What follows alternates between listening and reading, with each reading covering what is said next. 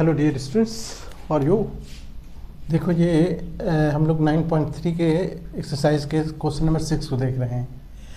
इस क्वेश्चन में ये है कि एक ABCD एक साइक्लिक क्वाड्रिलेटरल है जिसके एंगल्स देखो यहाँ गिवन इंफॉर्मेशन में ये है कि एक तो AC और जो BD डायगोनल है वो एक दूसरे को E पर इंटरसेक्ट कर रहा है, और इसमें ये भी दे रखा है कि AB और BC बराबर है, और एंगल DBC देखो DBC ये एंगल 70 दे रखा है, और एंगल BAC ये भी दे रखा है 30 डिग्री। फाइंड करना है आपको, एक तो BCD फाइंड करना है, BCD ये पूरा एंगल फाइंड करना है, और दूसरा फाइंड करना है कि ECD देखो ECD ये वाला जो एंगल बन रहा है वो, दो चीज़ें फाइंड करनी है, ठीक है ना। देखो सबसे पहले तो हम ये देखेंगे कि ये एंगल लिखेंगे सॉल्यूशन में, सिंस एंगल BAC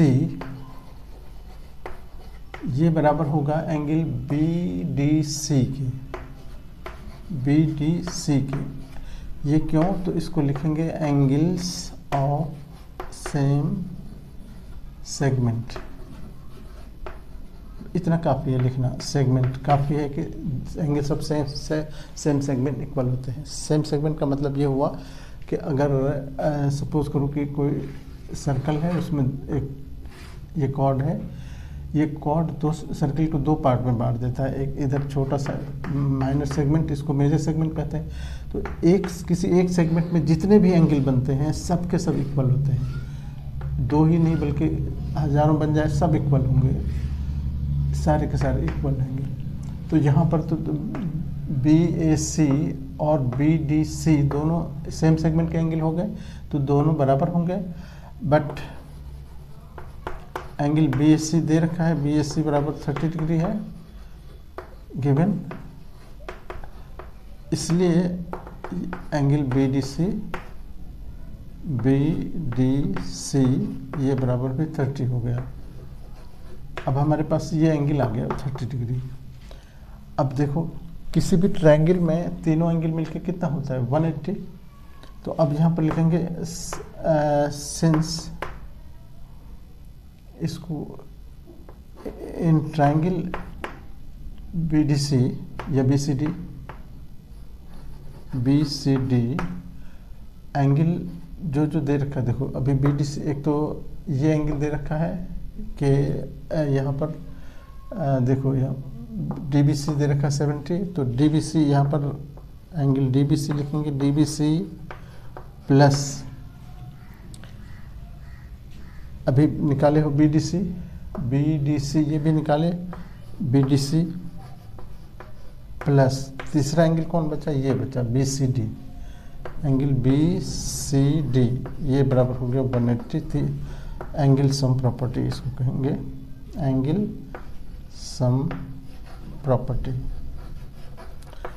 अब इसका वैल्यू BDC देखो DBC दे रखा है ना, DBC 70 दे रखा है, यहाँ 70 लिखो, प्लस BDC अभी निकाले 30 डिग्री, ये 30 डिग्री, प्लस एंगल BCD ये तुमको निकालने कह रहा है, तो BCD ये 180 हो गया। अब ये दोनों मिलकर 100 हो गया, 100 प्लस BCD बराबर 180 हो गया, यानी BCD देयरफॉर BCD बराबर हो गया 180 माइनस 100 यानी 80 डिग्री। अब हमारे पास BCD आ गया, ये तुमको निकालना था BCD, ये यहाँ पर आंसर लिख देंगे, और इसको हम एक नंबर यहाँ पर डाल देते हैं। एक आंसर तो हमारा हो गया यहाँ पर।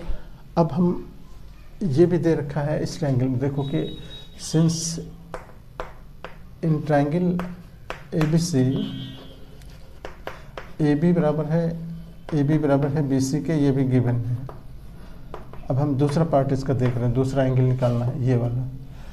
तो अगर ऐसा है तो ये दोनों साइड जब बराबर है तो एंगल बराबर होंगे, तो सी, एंगल बी ए सी बराबर होगा angle B C A, angle B C A sides angles opposite to equals, angles opposite to equal side. Triangle में ऐसा होता है। तो ये बी एस सी हमारे पास निकाल रखे हैं हमने, बी सी, ये हमारे पास आ गया बी ए सी, और ये हो गया B C D, B C A. तो बी एस सी हमारे पास 30 डिग्री है, ये 30 डिग्री है, ये भी तो बराबर बी सी ए भी 30 डिग्री हो गया,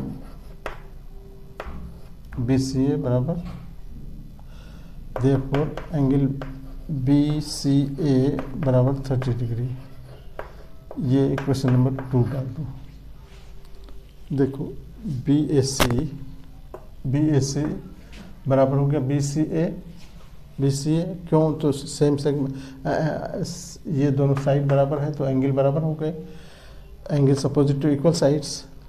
और बी एस सी तो दे रखा है 30, बी एस सी 30 लिखती है, तो बी सी ए हो गया कितना, बी सी ए भी 30 हो गया। अब बी सी ए जब 30 हो गया तो पूरे हमने निकाल रखा है बी डी सी, देखो यहाँ बी सी डी निकाल रखा है ना पहले, बी सी डी, और उसमें से अगर हम बी सी ए को माइनस कर दें तो ये बच जाएगा। देयरफॉर हम कह सकते हैं कि देयरफॉर एंगल बी सी ए, यहाँ पर जो हमको निकालना है इसमें से बी सी ए हम यहाँ पर लिख देते हैं कि सब्ट्रैक्ट कर देते हैं, subtracting 2 from 1।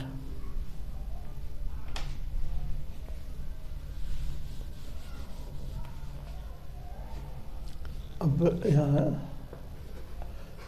Subtracting equation 2 from 1, देखो 1 हमारा कितना है, angle B C D minus left side ये हो गया, राइट साइड इसका फिर एंगल बी सी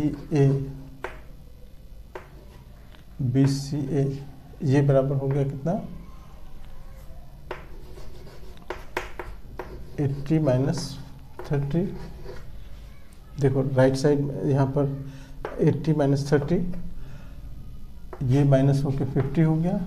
और इधर देखो क्या हुआ, बी सी डी, यहाँ से पूरा एंगल में से अगर बी सी ए निकल जाता है, बी सी ए, तो ये बच जाएगा, ये माइनस होने पर क्या बच जाएगा, E C D, angle E C D, ये बराबर हो गया 50 डिग्री, जो हमसे पूछ रहा था, प्रूफ नहीं बल्कि आंसर कहो। ये कितना हो गया, 50, ये आंसर हो गया। ठीक है, बी सी डी। तो इस तरह से आप बड़ी आसानी से कर सकते हो। Okay, thank you.